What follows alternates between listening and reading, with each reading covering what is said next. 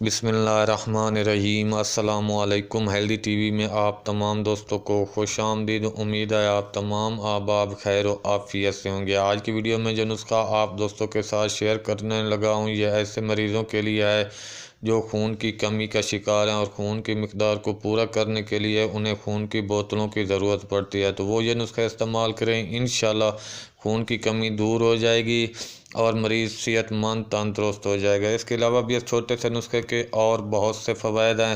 مثال کے طور پر خون کی کمی کے لیے مفید ہے، پیشاب کی سخت جلن کے لیے مفید ہے، پیشاب بہت زیادہ آتا ہو یا رک کر آتا ہو، جگر کی کمزوری، بھوک کی کمی کے لیے مفید ہے، خون کی سیاہی کو دور کر کے سرخ اور صالح خون پیدا کرتا ہے، ضعف جگر کی وجہ سے ہاتھ پاؤں میں جلن اور تپش کے لیے یہ آزمودہ نسخہ ہے، ضعف جگر کی وجہ سے بخار اور لرزہ کے لیے یہ نسخہ مفید ہے، پیروں کے تلووں میں شدید جلن ہوتی ہو، سردیوں گرمیوں میں کسی دوا سے افاقہ نہ ہوتا ہو، سخت سردیوں میں بھی پاؤں بستر کے لحاظ سے باہر رکھتے ہوں تو یہ نسخہ استعمال کریں، انشاءاللہ اس سے ہاتھ پاؤں کی جلن دور ہو جائے گی۔ ضعف جگر کے مریضوں کے لیے نہایت ہی مفید اور آزمودہ نسخہ ہے۔ تو نسخہ بتانے سے پہلے آپ دوستوں سے گزارش ہے کہ اگر آپ نے ہمارے چینل کو سبسکرائب نہیں کیا تو صحت مند رہنے کے لیے ہیلدی ٹی وی کو سبسکرائب ضرور کر دیں۔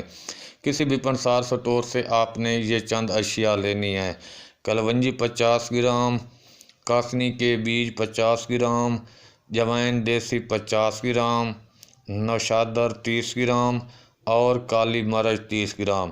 ان تمام ادویہ کا آپ نے صفوف بنا لینا ہے اور کسی برتن میں محفوظ کر لینا ہے۔